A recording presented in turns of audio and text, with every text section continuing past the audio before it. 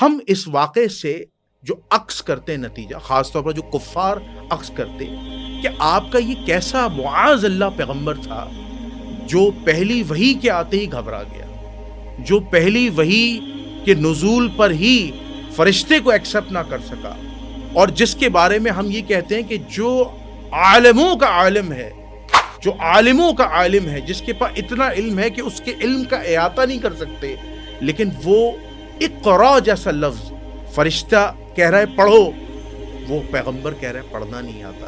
تو کیا یہ حدیث کی غلطی ہے؟ کیا یہ نیریٹرز کی غلطی ہے؟ یا یہ رسول اللہ پر طعن ہے، یا تشنیع ہے، یا توہین رسالت ہے؟ نبی کریم کی پہلی جو وحی کا واقعہ بیان کیا گیا ہے، اس واقعے کے اگر گرد و پیش میں آپ دیکھیں تو آپ اس پورے واقعے کی تفصیلات کو جب پڑھتے ہیں احادیث کی کتابوں میں، میں کسی خاص کتاب کی بات نہیں کر رہا، مجموعی طور پر جب آپ پڑھتے ہیں تو آپ کو محسوس ہوتا ہے کہ گویا یہ اسرائیلیات میں سے ہے جو لا کر اسلام میں داخل کیا گیا. بالکل صحیح. کیوں ہم قرآن کریم میں حضرت عیسیٰ مسیح کے حوالے سے یہ پڑھتے ہیں کہ وہ جب شکم مادر سے باہر آئے تو انہوں نے ببانگ دہل اعلان کیا، انی عبداللہ، میں اللہ کا بندہ. بے شک، بالکل. آتانی الکتاب، اللہ نے مجھے کتاب دے کر بھیجا ہے. یعنی وہ جو بچہ ہے ابھی چند ساعتوں کا ہے، وہ تو کامل یقین کے ساتھ اعلان کر رہا ہے کہ میں اللہ کا عبد بھی ہوں اور اس کا رسول بھی ہوں اور اس کی طرف سے کتاب لے کر آیا ہوں. لوگوں نے دین کے اندر اپنی مرضی کی چیزیں داخل کی، ان کے کچھ اہداف تھے، کچھ ان کے مقاصد تھے. ان مقاصد کے حوالے سے ان کی کوشش یہ تھی کہ کسی بھی طرح سے وہ جو تقدس ہے نبی کی ذات میں، اس تقدس کو ہر صورت میں پامال کیا جائے. اب اگر اس پر میں تھوڑا سا مزید بات کھولنا چاہوں تو مجھے ڈر لگتا ہے کہ آپ کا پروگرام بہت لمبا ہو جائے گا. ورنہ ایسے لوگ بہت ہیں جن کے بارے میں جو رسول پاک کے بعض ارد گرد کے اصحاب کے بارے میں کہتے ہیں کہ اللہ نے رسول کو ریجیکٹ کیا اور ان کو قبول کیا.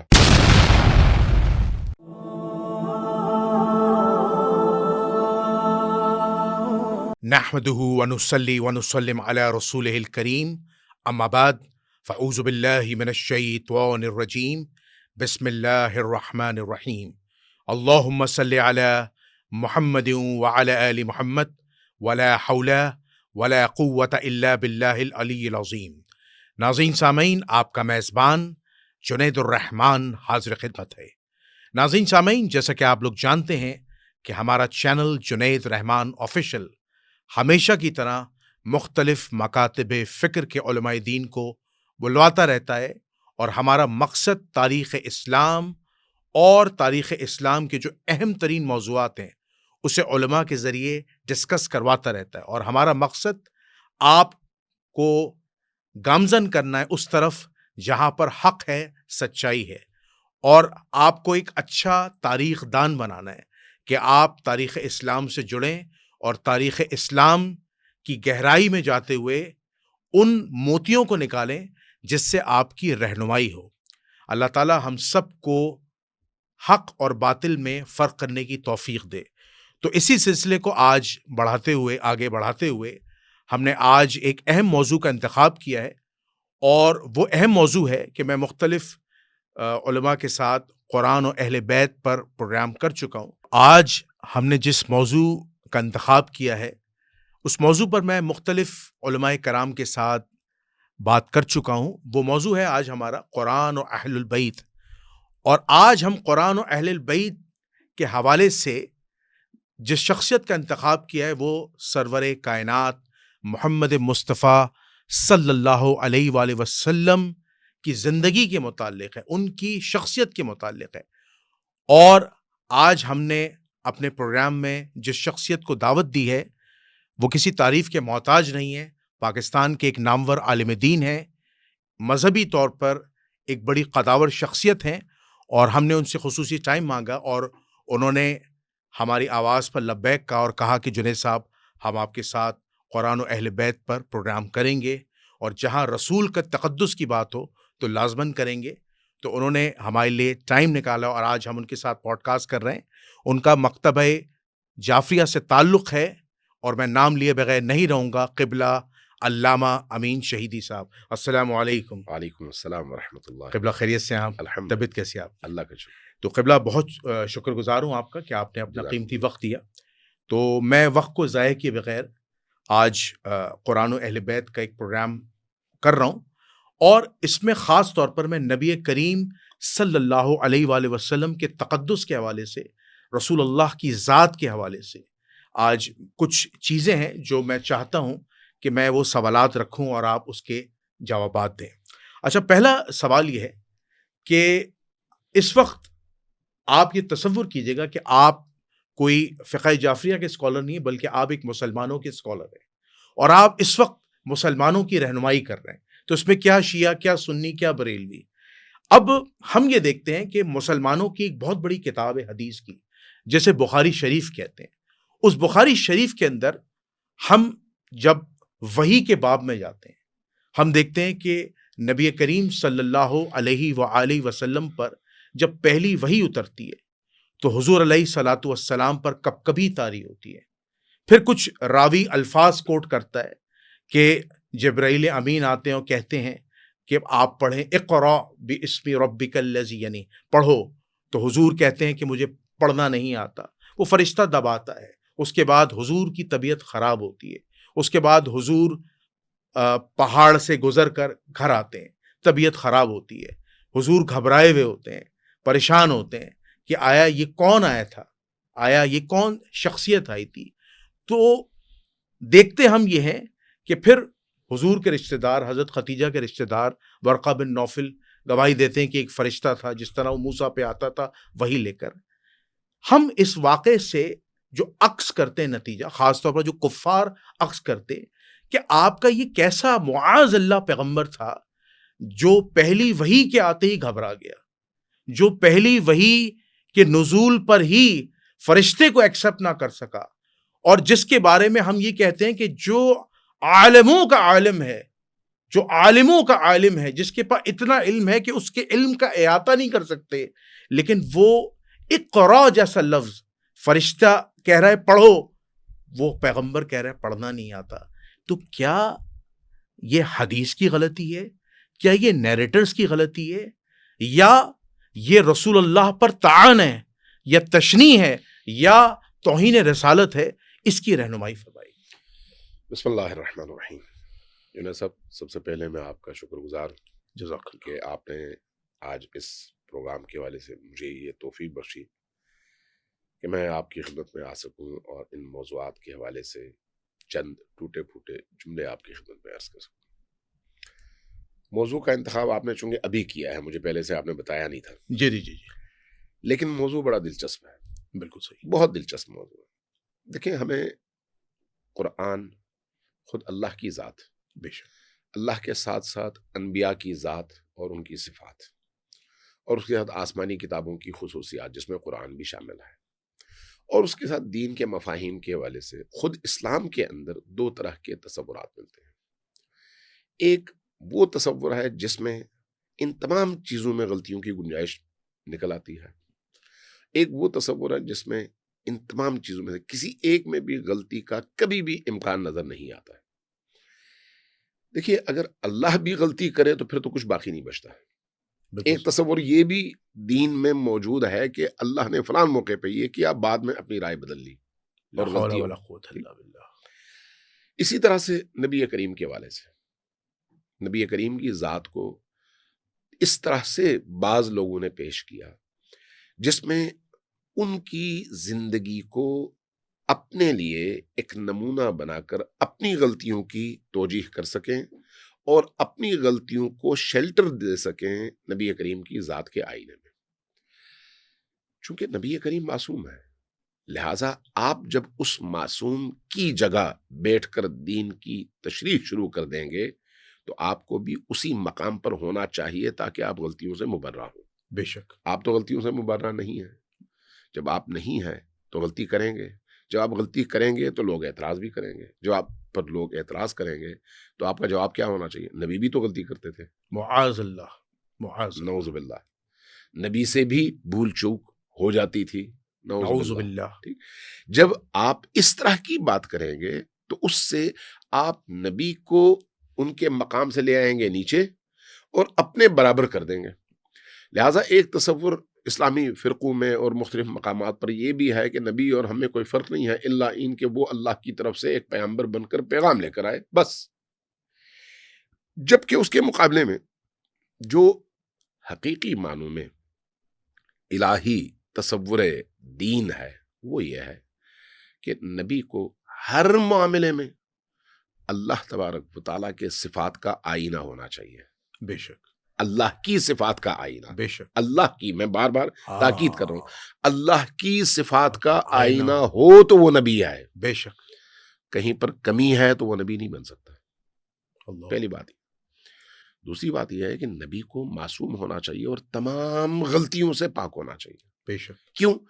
اگر وہ غلطیوں سے پاک نہ ہو تو وہاں پر آپ شک کر سکتے ہیں، بھئی یہاں پر ہو سکتا ہے ان سے غلطی ہوئی ہو. جہاں پر شک آ گیا وہاں پر یقین مزمحل ہو گیا، ختم ہو گیا. اور دین یقین پر عمل کرنے کا نام ہے اور یقین کے ساتھ عمل کرنے کا نام ہے. شک اور تذبذب سے آپ دین پر عمل نہیں کر سکتے. دین کو یقینیات میں سے ہونا چاہیے. اللہ کی توحید پر یقین، نبی کریم کی ذات پر، ان کی نبوت پر، ان کی رسالت پر، ان کے پیغام پر یقین. یہ یقین تب ہوگا جب مجھے یہ یقین ہوگا کہ وہ جو کچھ کہہ رہے ہیں حرف بحرف درست ہے اور اللہ کی طرف سے ہے. اب نبی کریم صلی اللہ علیہ وآلہ وسلم کو ہم نے جس انداز میں قرآن اور خود نبی کریم کی ذات اقدس سے مروی روایات اور اہل البیت سے مروی روایات کی روشنی میں سمجھا، وہ یہ ہے کہ زمین پر اگر اللہ کی صفات کا کوئی مظہر تام، مظہر کامل، مظہر اکمل موجود ہے تو اس ذات کا نام محمد الرسول اللہ صلی اللہ علیہ وآلہ وسلم ہے، جس میں نہ غلطی کا امکان ہے اور نہ اس کی معرفت کی سطح تک کسی اور فرد بشر کے پہنچنے کا امکان ہے. بے شک. اس لیے ہم یہ سمجھتے ہیں کہ نبی کریم 41 سال کی عمر میں نبی نہیں بنے، بلکہ وہ لوح ازل میں نبی تھے، سبحان اللہ، عالم ارواح میں نبی تھے، خلقت عالم میں، خلقت مخلوق میں جو سب سے پہلی ہستی جس کے نور کو اللہ نے خلق کیا ہے وہ نور نبی ہے. بے شک. اب اگر وہ نور نبی ہے تو کہاں سے آیا ہے؟ اول ما خلق اللہ نوری، اللہ نے سب سے پہلے میرے نور کو خلق فرمایا. بے شک. نبی کو اس حوالے سے قابل تقلید نمونہ قرار دیا گیا ہے اور اسوہ کامل اور اسوہ حسنہ قرار دیا گیا ہے کہ ان کی ذات میں غلطی کا شائبہ بھی موجود نہ ہو اور یہ اس کی ضرورت ہے. ضرورت، اس ضرورت کا کوئی انکار کرے گا تو پھر دین کی جڑیں کھوکھلی ہو جاتی ہیں. بے شک. اب اس مقدمے کے ساتھ آتے ہیں آپ کے اس سوال کی طرف جی. کہ نبی کریم کی پہلی جو وحی کا واقعہ بیان کیا گیا ہے، اس واقعے کے اگر گرد و پیش میں آپ دیکھیں تو آپ اس پورے واقعے کی تفصیلات کو جب پڑھتے ہیں احادیث کی کتابوں میں، میں کسی خاص کتاب کی بات نہیں کر رہا، مجموعی طور پر جب آپ پڑھتے ہیں تو آپ کو محسوس ہوتا ہے کہ گویا یہ اسرائیلیات میں سے ہیں جو لا کر اسلام میں داخل کیا گیا. بالکل صحیح، بالکل صحیح. کیوں؟ ہم قرآن کریم میں حضرت عیسیٰ مسیح کے حوالے سے یہ پڑھتے ہیں کہ وہ جب شکم مادر سے باہر آئے تو انہوں نے ببانگ دہل اعلان کیا، انی عبداللہ، میں اللہ کا بندہ. بے شک، بالکل صحیح. آتانی الکتاب، اللہ نے مجھے کتاب دے کر بھیجا ہے. یعنی وہ جو بچہ ہے ابھی چند ساعتوں کا ہے، وہ تو کامل یقین کے ساتھ اعلان کر رہا ہے کہ میں اللہ کا عبد بھی ہوں اور اس کا رسول بھی ہوں اور اس کی طرف سے کتاب لے کر آیا ہوں. بے شک. کتاب لے کر آیا. ابھی وہ ماں کے شکم سے کتاب لے کر تو نہیں آئے تھے، لیکن کہہ رہے ہیں کہ میں کتاب لے کر آیا ہوں. ٹھیک ہے.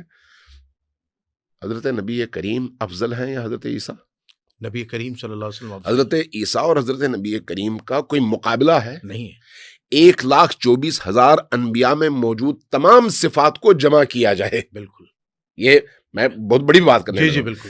اگر 1,24,000 انبیاء یعنی 1,23,999 انبیاء کی تمام صفات کو جمع کیا جائے اور ترازو کے ایک پلڑے میں رکھا جائے، وہ تمام صفات ہمارے نبی میں بدرجے اتم موجود ہیں، بے شک کامل موجود ہیں، کامل موجود، ان سے زیادہ موجود ان ہیں، سے زیادہ اور اس کے ساتھ ساتھ وہ چیزیں ہمارے نبی میں موجود ہیں جو ان میں نہیں ہیں۔ ان میں نہیں، بے شک اس لیے نبی کریم امام الانبیاء ہے، بے شک اس لیے نبی کریم اشرف البشر ہیں، بے شک اس لیے بے شک لہذا اس اشرف البشر اور امام الانبیاء کو آپ کہتے ہیں کہ وہ جب پہلی وحی نازل ہوئی تو وہ گڑبڑا گئے، ان کو یہ بھی نہیں پتا چلا نعوذ باللہ کہ یہ لے کر کون آیا ہے اور کون بات کر رہا ہے، کیا کر ان پر کب کبھی تاریخ ہوئی۔ وہ واپس گھر آئے، حضرت خدیجہ یہاں پر تسلیاں دے رہی ہیں، اور اس کے بعد اپنے چچا ورقہ ابن نوفل کی طرف لے کے جاتی ہیں، اور ورقہ ابن نوفل جو ایک یہودی ہے اس کو معلوم ہے،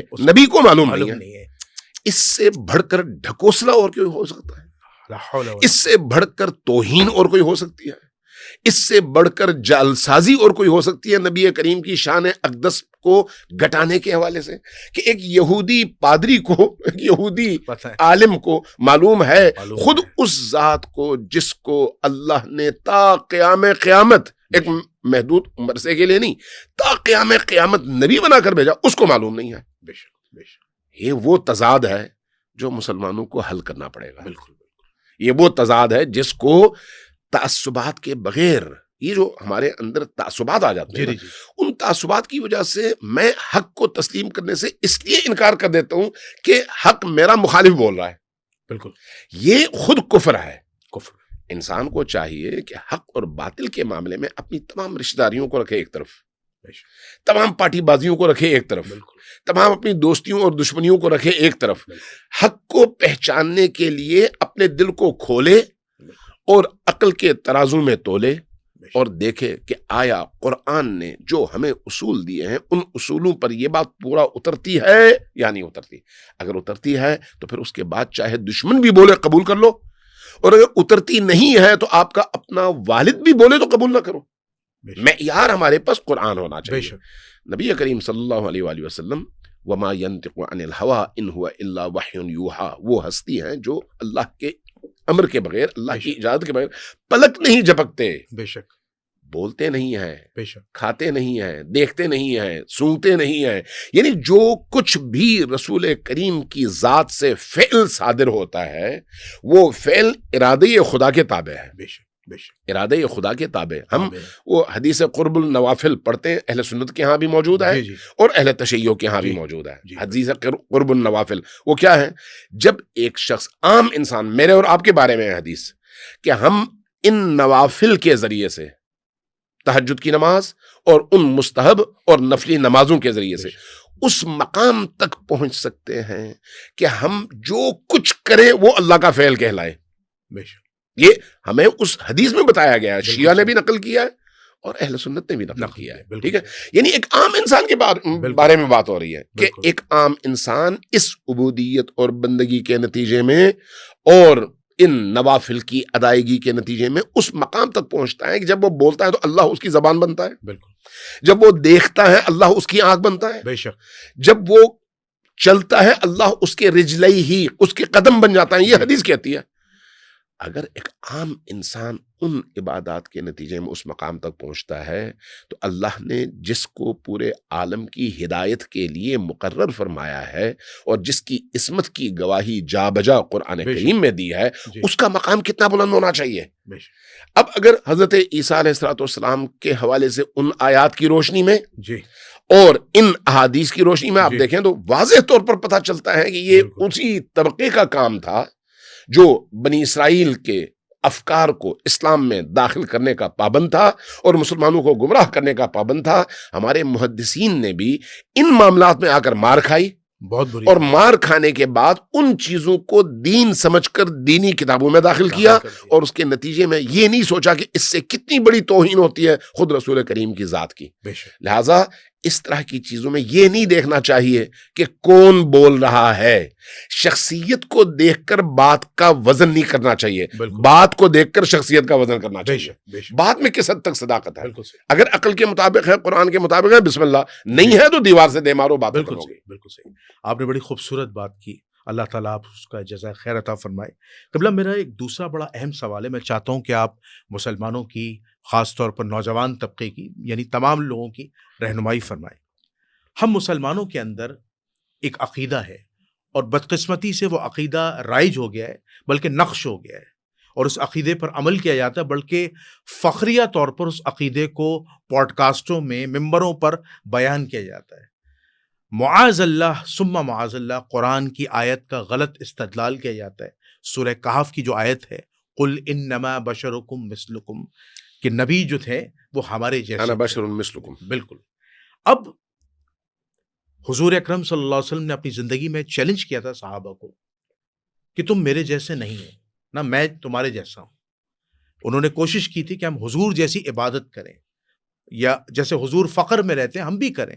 تو وہ 2 یا 3 دن میں کوئی بے ہوش ہو گیا، کوئی بیمار پڑ گیا، کوئی مرض الموت کی طرف چلا گیا، تو رسول اللہ نے ان کو سمجھایا کہ تم میں اور مجھ میں فرق ہے، مجھے اللہ کھلاتا بھی ہے، پلاتا بھی ہے۔ یعنی وہاں رسول اللہ نے اپنی روحانی طاقت کا ذکر کیا۔ تو ہمیں پتہ چلا حضور کے اس فرمان سے کہ حضور بے مثل ہیں، ان کی کوئی مثال نہیں۔ لیکن مسلمان آج بھی اس بات پر عقیدہ رکھتا ہے، معاذ اللہ یا نعوذ باللہ، کہ حضور ہمارے جیسے تھے۔ جیسے آپ نے ابھی کچھ لمحوں پہلے فرمایا کہ حضور سے معاذ اللہ مسلمان سمجھتے ہیں، جیسے ہم سے غلطی ہو جاتی تو نبیوں سے بھی، پیغمبروں سے بھی غلطی ہو جاتی ہے۔ اب ہم دیکھتے ہیں آگے کہ انہی احادیث، انہی رجال کی بڑی بڑی کتابوں میں صحیح الاسناد احادیث موجود ہیں کہ حضور اکرم صلی اللہ علیہ وآلہ وسلم معاذ اللہ نعوذ باللہ، آپ جو تھے وہ پاکی کی حالت میں نہیں تھے۔ آپ مسجد نبوی میں داخل ہوئے، آپ کو ایک دم سے یاد آتا ہے اللہ کہ میں جو ہوں غسل کرنا بھول گیا۔ حضور فجر کی نماز کے لیے واپس اپنے گھر، اپنے حجرے پلٹتے ہیں، اس کے بعد جو ہے غسل کر کے آتے ہیں اور پھر نماز پڑھاتے ہیں۔ تو کیا یہ کھلی توہین رسالت نہیں کہ ایک پیغمبر پر اتنا بڑا الزام ناپاکی کا لگا دیا، اور قرآن کے اس آیت کے مخالف ہوگا، انما یرید اللہ لیذھب عنکم الرجس اہل البیت ویطہرکم تطہیرا، کہ قرآن نے جب محمد رسول اللہ اور ان 4 ہستیوں کی طہارت کا ذکر کر دیا، مہر لگا دی، پھر بھی مسلمان تلے ہوئے ہیں کہ نبی کے تقدس کو کم کیا جائے۔ ارشاد فرمائیے۔ آپ نے بڑے خوبصورت اور اہم ترین نقطے کی طرف متوجہ کیا اور اشارہ کیا ہے۔ دیکھیے، نبی کریم صلی اللہ علیہ وآلہ وسلم کی ذات اقدس ایک ایسی ذات ہے جو آئینہ نمائے ذات حق ہے، اللہ تبارک و تعالیٰ کی ذات کو پہچاننے کا ذریعہ ہے۔ آپ کی ذات میں نقص نام کی کوئی چیز نہیں ہے، بے شک، کمی نام کی کوئی چیز نہیں ہے، تاریکی نام کی کوئی چیز نہیں ہے۔ آپ کی ذات سراپا نور بھی ہے، سراپا طہارت بھی ہے۔ رسول کریم کی ذات ایسی ذات ہے۔ اس ذات کے حوالے سے اب یہ جو اس طرح کی روایات پیش کی گئی ہیں، کیوں پیش کی گئی ہیں؟ جن لوگوں نے دین کے اندر اپنی مرضی کی چیزیں داخل کی، ان کے کچھ اہداف تھے، کچھ ان کے مقاصد تھے۔ ان مقاصد کے حوالے سے ان کی کوشش یہ تھی کہ کسی بھی طرح سے وہ جو تقدس ہے نبی کی ذات میں، اس تقدس کو ہر صورت میں پامال کیا جائے۔ اب اگر اس پر میں تھوڑا سا مزید بات کھولنا چاہوں تو مجھے ڈر لگتا ہے کہ آپ کا پروگرام بہت لمبا ہو جائے گا۔ جی ورنہ ایسے لوگ بہت ہیں جن کے بارے میں، جو رسول پاک کے بعض ارد گرد کے اصحاب کے بارے میں کہتے ہیں کہ اللہ نے رسول کو ریجیکٹ کیا اور ان کو قبول کیا، اور اس کے لیے حدیث پیش کرتے ہیں۔ یعنی مجھے تعجب ہوتا ہے کہ رسول کریم جن لوگوں کی ہدایت کا سبب بنے، بے شک، ان کو رسول پر بھی فوقیت دینا چاہتے ہیں۔ بالکل، اس لیے کہتے ہیں کہ اتنے مقامات پر رسول نے ایک بات کی اور فلان صاحب نے ایک اور بات کی، جی، اور اللہ نے ان کی بات کو قبول کیا، رسول کو ریجیکٹ کیا۔ خود یہ رسول اللہ کی توہین نہیں ہے؟ بہت بڑی وہ شخصیت جس کی ایک نفس قدسی، یہ جو سانس ہے، اس کی وجہ سے عالم کو ہدایت ملتی ہے، اس شخصیت کو نیچے لے آنا اور اپنے کسی محبوب ہستی کو اوپر لانے کے لیے اس طرح کی جعلی چیزوں کا گڑا جانا گڑا جانا اور اس کو پھر اپنے احادیث کا اور اس مجموعے کا حصہ بنانا، یہ ظاہر ہے کسی خاص پہلو اور کسی خاص مقصد کی نشاندہی کرتا ہے۔ بھول چوک کس سے ہوتی ہے؟ جس پر شیطان کا غلبہ ہو۔ بے شک نبی کریم صلی اللہ علیہ وآلہ وسلم شیطان کے مغلوب نہیں ہے، شیطان پر غالب ہے۔ بے شک ہم اور ان میں فرق ہے۔ بے شک یہ جو قل انما انا بشر مثلکم والی آیت ہے، کس حوالے سے ہے؟ رسول کریم بھی کھانا کھاتے ہیں، آپ بھی کھانا کھائیں۔ رسول کریم بھی شادی کرتے ہیں، آپ بھی شادی کریں۔ رسول کریم بھی سوتے ہیں، آپ بھی ضرورت کی مقدار کے مطابق سوئیں۔ یہ نہیں ہے کہ جو رسول کریم کرتے ہیں وہی کرنے کی کوشش میں آپ یہ سمجھیں کہ رسول کریم میں بن سکتا ہوں۔ نہیں، آپ وہ نہیں بن سکتے، لیکن چونکہ رسول کریم عام انسانوں کی طرح سے جیتے ہیں، لہٰذا وہ جو عام انسانوں کی طرح سے زندگی ہے اس میں وہ ہماری طرح سے بشر ہے، اور ہمیں بھی انہی کو فالو کرنا ہے۔ اس لیے ان کو اسوہ حسنہ قرار دیا گیا ہے کہ وہ اس عالم خاکی کے لباس میں ہماری طرح جیتے ہیں، ہماری طرح زندگی کے شب و روز گزارتے ہیں۔ بے شک لیکن آیا عالم معنی میں بھی ایسا ہی ہے؟ کیا عالم روح میں بھی ایسا ہی ہے؟ کیا عالم ملکوت میں بھی ایسا ہی ہے؟ کیا عالم باطن میں بھی ایسا ہی ہے؟ سوال پیدا نہیں ہوتا۔ چہ نسبت خاک را با عالم پاک۔ نبی کریم کی ذات اقدس تو وہ ہے جہاں پر جب ان کے مقرب ترین صحابہ آتے تھے، پوچھتے تھے یا رسول اللہ ہمیں کبھی کبھی اپنے آپ پر شک ہونے لگتا ہے کہ ہم با ایمان ہیں یا منافق۔ پوچھتے کیوں؟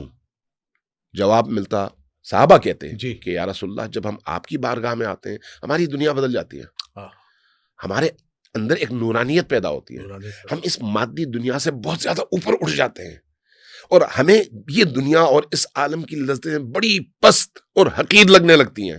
لیکن جب ہم آپ کی محفل سے اٹھتے ہیں اور باہر چلے جاتے ہیں تو پھر یہ کیفیت ختم ہو جاتی ہے، ہماری ترجیحات وہی ہو جاتی ہیں جو عام زندگی میں لوگوں کی ہوتی ہے۔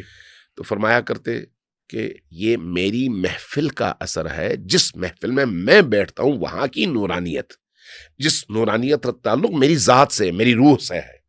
اگر اس ماحول سے نکل جاؤ گے تو ویسے ہی ہوگے جیسے تم ہو۔ اب عام زندگی میں بھی دیکھیں نا، آپ اپنے گھر میں اور مسجد میں فرق محسوس کرتے ہیں یا نہیں؟ بالکل فرق۔ کیا دیوار میں فرق ہے؟ زمین کی مٹی میں فرق ہے؟ ٹائلوں میں فرق ہے؟ نہیں، اس معنوی ماحول میں فرق ہے۔ آپ محلے کی مسجد سے نکلتے ہیں مسجد نبوی میں، مسجد نبوی اور آپ کے محلے کی مسجد برابر ہے آپ کے خیال میں؟ زمین آسمان کا فرق۔ آپ جب مسجد نبوی میں جاتے ہیں تو اپنی روح میں کتنی تراوت اور روحانیت اور مانویت اور نورانیت محسوس کرتے ہیں؟ لرزہ تاری۔ جب آپ اسی طرح سے مسجد الحرام میں جاتے ہیں وہاں پر کتنی آپ کو نورانیت اور تر و تازگی محسوس ہوتی ہے، اور اندر آپ کو ایک نئی دنیا فیل ہوتی ہے۔ وجہ کیا؟ وہ اینٹ ہے؟ کیا وہ خاک ہے، مٹی؟ کیا وہ دیوار میں چنے جانے والے پتھر ہیں؟ نہیں، وہ اللہ کا گھر ہے۔ بے شک اللہ سے منسوب اس گھر کی فضیلت یہ ہے کہ اس کے تقدس کی وجہ سے آپ کے اندر اتنی بڑی تبدیلی آتی ہے۔ بے شک نبی کریم بڑے ہیں یا خانہ کعبہ؟ نبی کریم بڑے۔ نبی کریم بڑے ہیں یا مسجد نبوی؟ نبی کریم۔ خانہ کعبہ کو منسوب کیا گیا ہے، بے شک نبی کریم اس سے زیادہ بڑے ہیں۔ اس سے زیادہ صرف نبی کریم ہی نہیں، نبی کریم کی حدیث کے مطابق خانہ کعبہ کو مخاطب کر کے فرمایا کہ اے خانہ خدا تیری عظمت بہت زیادہ ہے۔ ان کی خانہ خدا کی عظمتیں بیان کرتے کرتے فرمانے لگے کہ تیری اتنی عظمت ہے، یہ ساری اپنی جگہ، لیکن ایک مؤمن انسان کی عظمت تجھ سے زیادہ ہے۔ اگر کوئی کسی مؤمن انسان کی توہین کرتا ہے تو گویا اس نے تجھے 1000 بار ڈھایا ہے۔ بے شک ٹھیک، یعنی ایک مؤمن کو یہ مقام دیا ہے نبی کریم نے۔ خود نبی کریم کی ذات اقدس کتنی بلند ہوگی۔ لہٰذا جب اس طرح کی چیزیں ہماری احادیث کے مجموعے میں نظر آتی ہیں تو ہمیں پھر نبی کریم کی ذات سے متعلق ان احادیث اور آیات کی روشنی میں پرکھنا چاہیے اور دیکھنا چاہیے کہ نبی کریم کون ہے، اور جن کے بارے میں اس طرح کی احادیث آئی ہیں یہ آئی کہاں سے ہیں۔ یہ بالعموم یہ اسرائیلیات میں سے، بالعموم حضرت موسیٰ کے حوالے سے، حضرت داؤد کے حوالے سے، بعض دیگر انبیاء کے حوالے سے، تورات میں، انجیل میں جس طرح کی روایات درج کی گئی ہیں ان کو آپ پڑھیں تو آپ کو محسوس ہوگا یہ وہی چیزیں ہیں جو اس دور کے انبیاء کے لیے اس دور کے لوگوں نے تراشا، اور بعد میں مسلمانوں کے اندر بھی یہی چیزیں داخل کی گئیں ان لوگوں کے ذریعے سے جو بظاہر مسلمان ہوئے، لیکن ان کا ہدف مسلمان ہونا نہیں تھا بلکہ اسلام کی اس روح کو تباہ کرنا تھا۔ بالکل صحیح، بڑی خوبصورت آپ نے بات کی۔ آپ کی بات سے ایک بڑا اہم جو سوال ہے وہ پیدا ہوتا ہے۔ آپ نے کہا کہ ہم مسلمانوں کے اندر ایک بیماری ہے، ہم مسلمانوں میں ایک بہت بڑی خطا ہے، بلکہ گمراہی ہے۔ وہ گمراہی یہ ہے کہ ہم نے بعض ایسی شخصیات جنہیں مسلمان بعض معنوں میں اللہ کا ولی مانتے ہیں اور ان کے قصیدے پڑھتے ہیں، ان کے ترانے پڑھتے ہیں، میں تو یہ کہوں گا کہ علی کے مقابلے میں، مولا کائنات علی ابن ابی طالب کے مقابلے میں ان کی منقبتیں بھی ایجاد ہو گئی۔ میں نام لینا نہیں چاہتا، میں ایک جنرل بات کر رہا ہوں۔ ہم یہ دیکھتے ہیں کہ تاریخ اس بات کی گواہ ہے، شاہد ہے، رسول اللہ صلی اللہ علیہ وآلہ وسلم شدید بیمار تھے، مرض الموت میں تھے۔ رسول اللہ کہتے ہیں کہ لاؤ کاغذ اور قلم کہ میں تمہیں ایک ایسی تحریر لکھ دوں کہ اس کے بعد تم گمراہ نہ ہوگے، کبھی گمراہ نہ ہوگی، رسول نے کہا۔ درست۔ میں آگے نہیں جانا چاہتا۔ کچھ شخصیات وہاں تھیں اور بڑی قداور شخصیات، مکتبہ اہل سنت کی نظر میں بڑی قداور شخصیات تھیں۔ وہاں پر وہ قداور شخصیات کہہ رہے ہیں کہ چلو رسول سے پوچھ لیتے ہیں کہ یہ معاذ اللہ یہ کیا ہذیان کہہ رہے ہیں۔ پھر بعض روایات میں ہے ان الرجل لیہجر، جی بالکل، اور پھر جملہ یہ کہا جاتا ہے کہ پوچھ لیتے ماشاء نو حجرا، یہ ہذیان کہہ رہے ہیں، یہ معاذ اللہ بہکی بات کر رہے ہیں۔ پھر اس کا اینڈ رزلٹ یہ نکالا جاتا ہے کہ دراصل دین مکمل ہو گیا تھا، رسول اللہ کو فلاں نے، محدث نے لکھا یہ بات، فلاں نے اجتہادی خطا سے روک دیا۔ کیا کسی شخصیت کو یا اس کی محبت میں اتنا آگے بڑھ کر اپنے پیغمبر کو ہذیان تک پہنچا دینا، کیا یہ اللہ کے جلال کو، اللہ کی نورانیت کو اور اللہ کے بنائے ہوئے نظام پر گالی نہیں ہے؟ اس کا جواب دیجیے گا۔ آپ بڑے حساس سوالات پوچھ رہے ہیں آج۔ میں بہت معذرت چاہتا ہوں۔ پاکستان کے اندر ایسی فضا ہے جہاں پر ان باتوں کو ہضم کرنے کے لیے عقل بھی چاہیے، برداشت بھی چاہیے۔ میں آپ سے بڑی معافی مانگتا ہوں، لیکن قبلہ اگر رسول اللہ نہیں ہے نا کوئی شک تو میں کافر ہوں۔ میں اسی طرف آ رہا ہوں۔ جی میں بہت معذرت چاہتا ہوں، میں ہاتھ بھی آپ سے جوڑ رہا ہوں، لیکن میں مجبور ہوں کہ میں اپنے نبی سے محبت کرتا ہوں، میں اپنے نبی کے آگے ایک وہ کرنا، میں اس کی بڑی معذرت چاہتا ہوں۔ کوئی شک نہیں۔ اس لیے میں کہہ رہا ہوں حساس کہ مولویوں نے ہمارے ذہنوں کو ٹانگے کے گھوڑے کی طرح سے ایک خاص پیٹرن پر اس طرح سے ڈال دیا ہے کہ ہم نہ دائیں دیکھیں نہ بائیں دیکھیں، اس پیٹرن سے ہٹے نہیں۔ جی ٹھیک، جبکہ اللہ تبارک و تعالیٰ نے ہمیں عقل دی تھی، ادراک کی قوت دی تھی، فہم کی قوت دی تھی۔ اللہ تبارک و تعالیٰ نے قرآن کریم میں جتنی تاکید اس بات پر کی ہے کہ لوگوں سوچو، لوگوں غور کرو، لوگوں عقل استعمال کرو، لوگوں غور فکر تدبر اور تعقل کے ذریعے سے حق کو باطل سے الگ کرو۔ ہم نے اس کو چھوڑا اور ہم نے اپنایا مولوی کی اس بات کو جس میں ہمیں سوچنے کی اجازت نہیں ہے، جو کچھ مولوی نے کہہ دیا اس کو ہم نے دین سمجھ کر ماننا ہے۔ یہ جو آپ حدیث بیان کر رہے ہیں، سوال یہ ہے کہ صحابہ کرام کے قدموں کی خاک کو میں اپنے لیے اپنی آنکھوں کا سرما سمجھتا ہوں۔ میں یہ بات بے مانگے دوحل کہہ رہا ہوں آپ کی اس محفل میں۔ ٹھیک، رسول کریم کے پاکیزہ، با عمل، با کردار، صاحبان علم، صاحبان تربیت، رسول کے سائے میں تربیت پانے والے وہ جلیل القدر اصحاب، ان کے قدموں کی خاک حقیقتاً ہماری آنکھوں کا سرما ہے، کوئی اس میں دوسری رائے نہیں ہے۔ لیکن سوال یہ ہے کہ کیا سارے صحابہ برابر تھے؟ نہیں۔ جب سارے انبیاء برابر نہیں ہیں تو سارے صحابہ بھی برابر نہیں، پاسبل ہی نہیں۔ صحابہ میں بھی اچھے بھی تھے، درمیانے بھی تھے، برے بھی تھے، پوری طرح سے اطاعت کرنے والے بھی تھے، اور بعض جگہوں میں ڈنڈیاں مارنے والے بھی تھے. جی کیا جن لوگوں کو نبی کریم نے سزائیں دی صحابی نہیں تھے؟ بالکل صحابی تھے, جن کے ہاتھ کاٹے صحابی نہیں تھے؟ بالکل صحابی تھے, جن پر 80 درے پڑے صحابی نہیں تھے؟ بالکل جن کو شراب نوشی کی سزا ملی صحابی نہیں تھے؟ جن کو زناکاری کی سزا ملی صحابی نہیں تھے؟ بالکل. ام المومنین حضرت اس عائشہ کا- پہ ظلم جی زنا پر الزام ان پر لگایا. جو الزامات لگانے والے تھے جی. وہ صحابی نہیں. حتیٰ علماء لکھتے ہیں اور احادیث میں کہ بدری صحابی تھے. اللہ بدری صحابی جن کو سب سے زیادہ فوقیت دی گئی بے ہے ان کے بدر کے معرکے میں شرکت کی وجہ سے, اور حضرت عائشہ پر الزام لگانے والے صحابیوں میں بدری صحابی سر فہرست تھے. بے شک. اس کا مطلب ہے وہاں پر بھی تو آخر آپ کو کیٹیگرائز کرنا پڑے گا کہ کون کتنا نبی کا فالوور ہے, کون کتنا باعمل ہے, کون کتنا نبی کے نقش قدم پر مکمل چلنے والا ہے, اور کون کہاں پر گرنے اور غلطی کرنے والا ہے. اب سوال یہ ہے کہ ہم نے ان اصحاب کے قدموں کی خاک کو اپنی آنکھوں کا سرما کیوں بنایا؟ ان کی وجہ سے یا نبی کی وجہ سے؟ پیغمبر کی وجہ سے. سب کچھ پیغمبر کی وجہ سے. بے شک ہم نے اہل البیت کی عظمتوں کو پیغمبر کی وجہ سے سمجھا, بے شک. چونکہ پیغمبر نے ہمیں سمجھایا کہ یہ کتنے عظیم ہیں. ہم نے نبی کریم کے ان تربیت یافتہ شاگردوں کی معرفت پیغمبر کے کلام سے حاصل کی. ہم نے اگر کسی پر جان چھڑکنے کو اپنا ایمان سمجھا تو اس لیے کہ وہ نبی کریم پر جان چھڑکتے تھے. اگر نبی کریم کے مقابلے میں کوئی کھڑا ہو جائے تو میں 1 منٹ کے لیے اس کے سامنے اس کو تعظیم کے قابل نہیں سمجھتا. اگر کوئی کھڑا ہو جائے کہ نہیں آپ بھی ایک فرد ہیں اور میں بھی ایک فرد ہوں, آپ کی بھی ایک رائے ہے میری بھی ایک رائے ہے, اور یہ جمہوریت ہے اس لیے میرا بھی اپنا ووٹ ہے اور آپ کا بھی اپنا ووٹ ہے, اس کا مطلب ہے نہ پیغمبر پیغمبر ہے نہ صحابی صحابی ہے. ہم پیغمبر کو ووٹوں کی بنیاد پر یا ان کے اطراف میں موجود لوگوں کی حمایت اور مخالفت کی بنیاد پر نہیں قبول کرتے, اللہ کی طرف سے وحی کے امین کے طور پر قبول کرتے ہیں. بے شک. لہٰذا نبی کریم نیند میں بھی اللہ کے نبی ہیں, بے شک. جاگتے ہوئے بھی اللہ کے نبی ہیں, بے شک. بیماری میں بھی اللہ کے نبی ہیں, صحت میں بھی اللہ کے نبی ہیں, جی. جنگ میں بھی اللہ کے نبی ہیں, اور حجلے عروسی میں بھی اللہ کے نبی ہیں. بالکل. لہٰذا آپ کی سیرت, آپ کا حکم, آپ کا منشا ہم جہاں پر بھی ہوں ہم پر واجب الاتباع ہے. بے شک.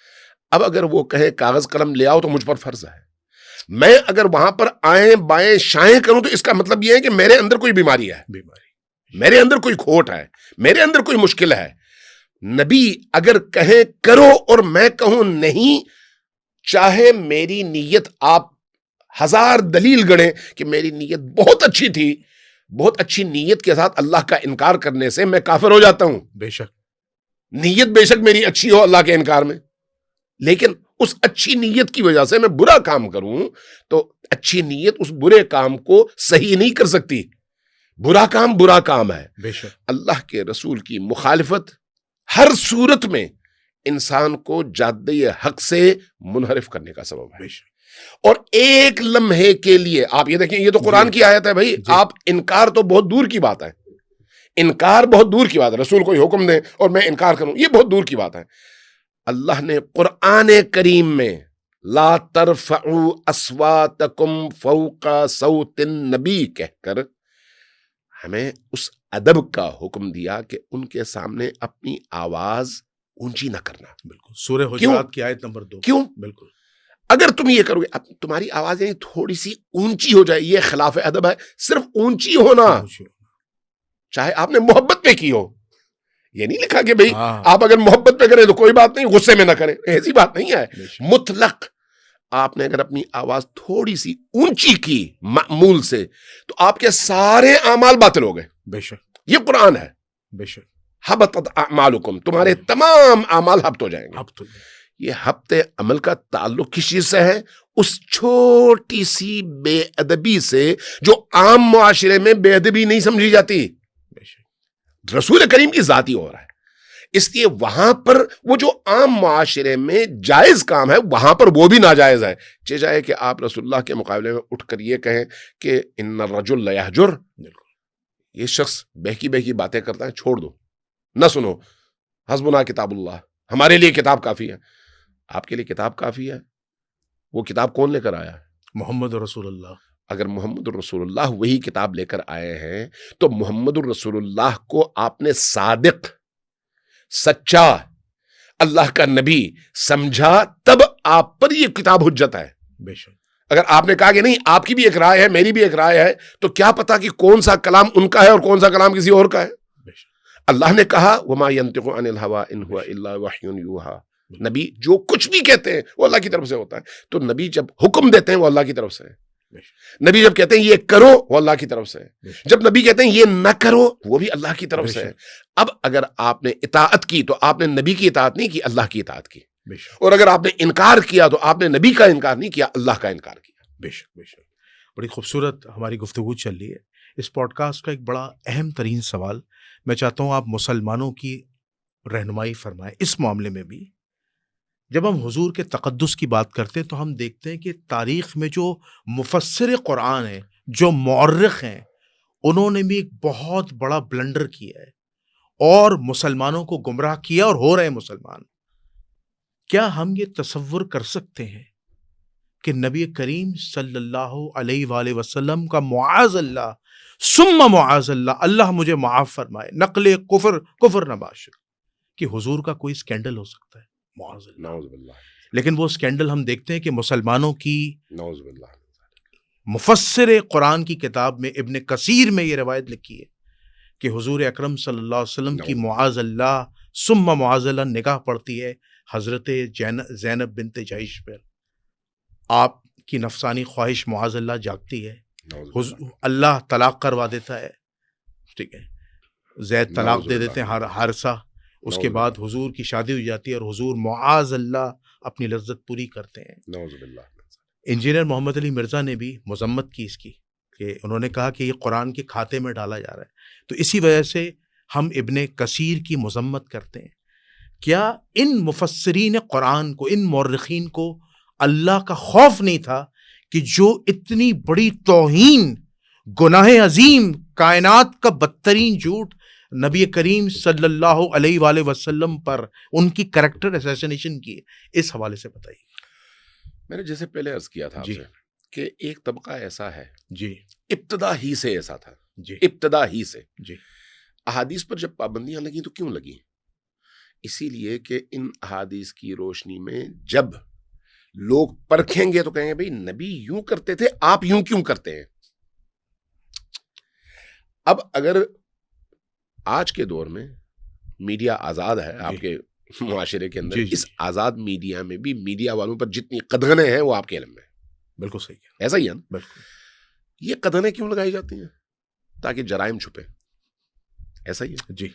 جرائم چھپیں اور حق باطل ہو, باطل حق ہو, سفید کو کالا اور کالا کو سفید کیا جائے. بالکل. اس لیے زبانوں پر پابندی لگتی ہے, اس لیے قلم پر پابندی لگتی ہے. بخاری شریف کی روایت ہے حضرت ابو ہریرہ کی, فرماتے ہیں کہ میرے پاس 2 بیگز تھے, 2 تھیلے تھے احادیث کے.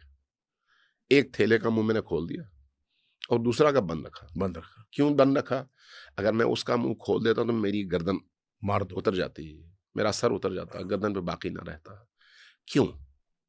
ایک ماحول جبر کا کہ بھئی آپ نے حدیث بیان نہیں کرنی. حدیث کیوں نہیں بیان کرنی؟ اس لیے کہ قرآن کی ہم نے حفاظت کرنی ہے.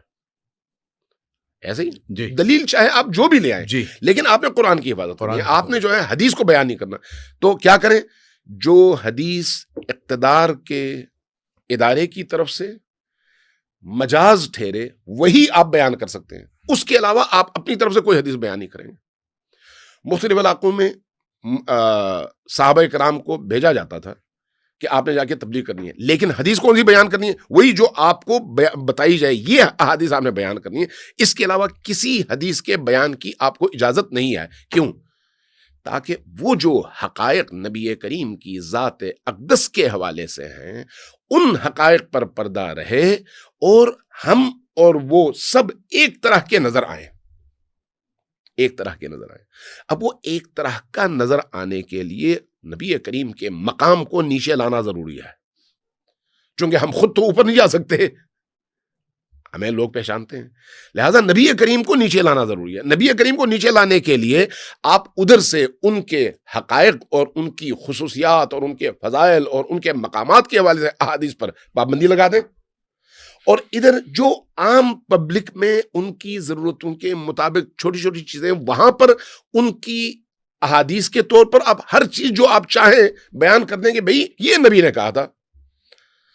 حضرت ابو ہریرہ کی وہ جو حدیث ہے وہ اس بات پر دلیل ہے کہ بھئی وہ حقائق چھپائے گئے. بالکل. اب اگر ان حقائق کو چھپاتے چھپاتے آپ کی 2 دہائیاں گزر جائیں، صرف 20 سال، جی، صرف 25 سال، صرف 30 سال، تو معاشرے میں تیسری نسل آ چکی ہوتی ہے 30 سال کے بعد. بالکل صحیح. تو جس نسل نے نبی کو دیکھا تھا وہ تو گئی. وہ تو گئی.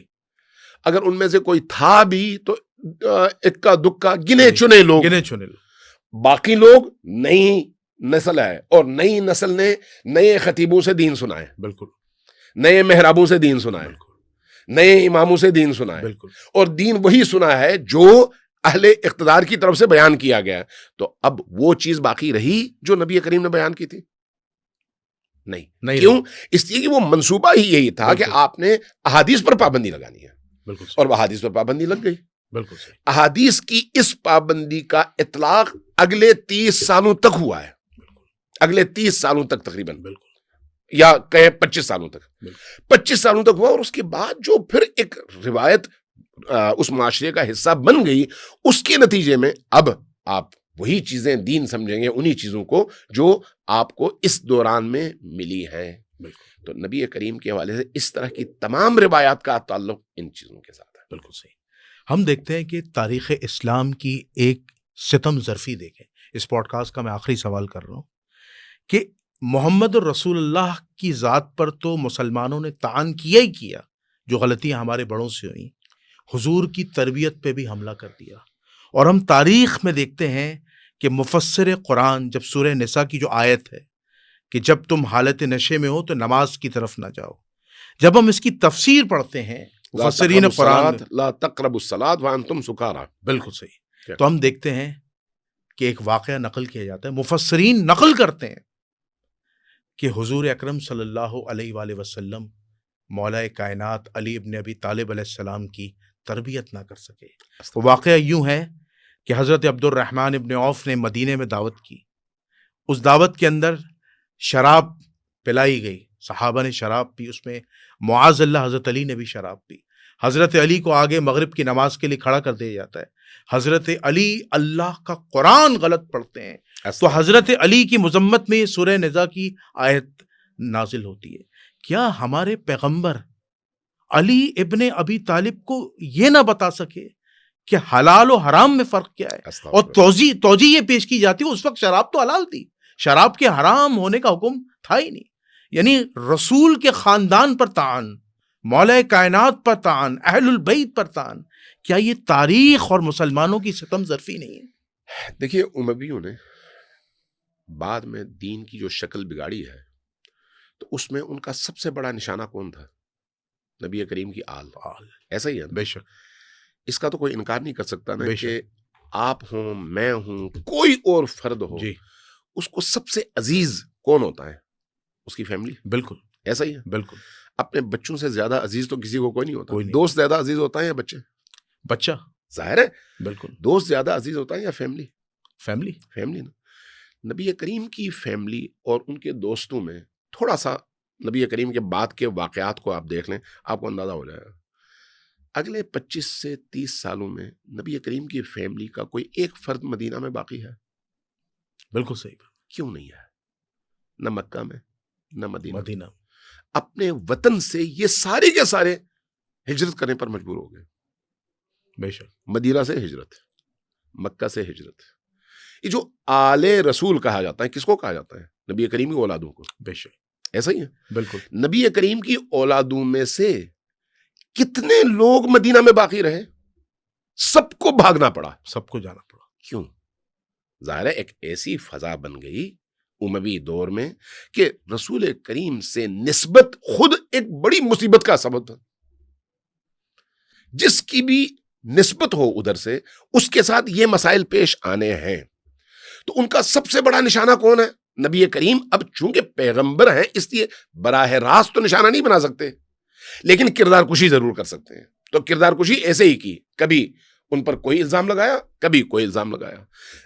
مختلف جگہوں میں جہاں موقع ملا ان کو اس مقام سے نیچے لانے کی کوشش کی، جیسے ابھی آپ نے ابن کثیر کی اس روایت کا حوالہ دیا، سکینڈل کا حوالہ، یعنی جو ہمارے ذہنوں کی پست کیفیت ہے، ہم نے نبی کریم کو معاذ اللہ اس کیفیت پر لا کر لوگوں کو باور کرانا چاہا کہ نبی بھی ہماری طرح سے تھے، چونکہ اموی اقتدار کے دور میں اس طرح کے بڑے مسائل پیش آئے۔ اس لیے اگر آپ دیکھیں تو اس پورے دور میں سب سے زیادہ نشانے پر کون رہا؟ امیر المومنین علی ابن ابی طالب، بے شک سب سے زیادہ نشانے پر۔ امام نسائی اہل سنت کے امام ہے نا، وہ شیعوں کے بنائے ہوئے امام تو نہیں ہیں، فقیہ بھی ہیں، محدث بھی ہیں، مفسر بھی ہیں، بڑے علوم کا ان کے پاس ماشاءاللہ خزانہ ہے۔